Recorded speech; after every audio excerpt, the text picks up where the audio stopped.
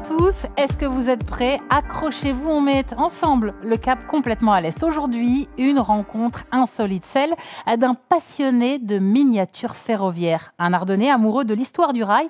Première escale de l'aventure, Beauche en Belgique, car à la clé de la réussite de ces maquettes, c'est tout simplement de s'inspirer du réel. Regardez.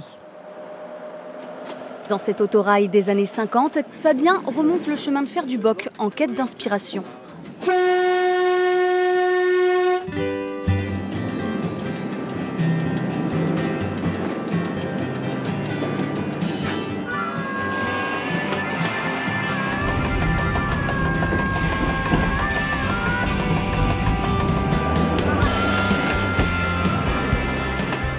Terminus, Bosch. Avec son frère Benjamin, Fabien part en repérage. Le but, ajouter une nouvelle gare à sa maquette du réseau belge. C'est une étape indispensable, ce modéliste souhaite recréer cet environnement le plus fidèlement possible. Je vais reprendre là aussi, pour avoir au moins le nom de la gare et tout, comme ça on peut... L'écriture de la gare, ça c'est pas mal, c'est vraiment le truc ancien comme on avait et tout, parce que maintenant les panneaux de gare c'est fait en plexi et tout, mais là, dans la pierre même, dans la région, c'est pas mal. À reproduire, vous allez vous débrouiller comment? Là, ça sera de la gravure, soit sur du plâtre ou soit de la pression 3D. Tout dépend en fait. Dans leur atelier, ils sont en train de finaliser un autre réseau. La reproduction de la gare d'Astières, une gare qui se trouve également de l'autre côté de la frontière.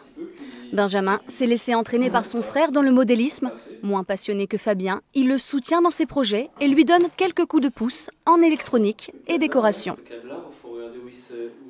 Une passion inscrite entre France et Belgique sur la frontière. Pour ses reproductions à des gares de Spontin, Namur ou encore Givet, le jeune homme a travaillé pendant 2 ans, 6 jours sur 7. Mais son amour de la maquette ne date pas d'hier. L'Ardennais a pris le virus très jeune. Fabien a construit sa toute première maquette à 9 ans et à 12, son premier réseau ferroviaire. Ce jeune Ardennais voulait reproduire les vieux modèles qu'il voyait par sa fenêtre. Il a grandi en face de la gare de Givet. Ça ne m'intéresse pas de voir un TGV rouler en rond ou même sur une ligne droite. Je préfère avoir des trains comme des autorails, des vapeurs ou des diesels. Le TGV ne m'intéresse pas, donc ça n'a pas la même harmonie qu'une vapeur qui crache de la fumée, qui a les bielles qui tournent. Aujourd'hui, Fabien possède une 50aine de rames, des réseaux mécaniques et numériques qu'il expose au Centre européen de Givet.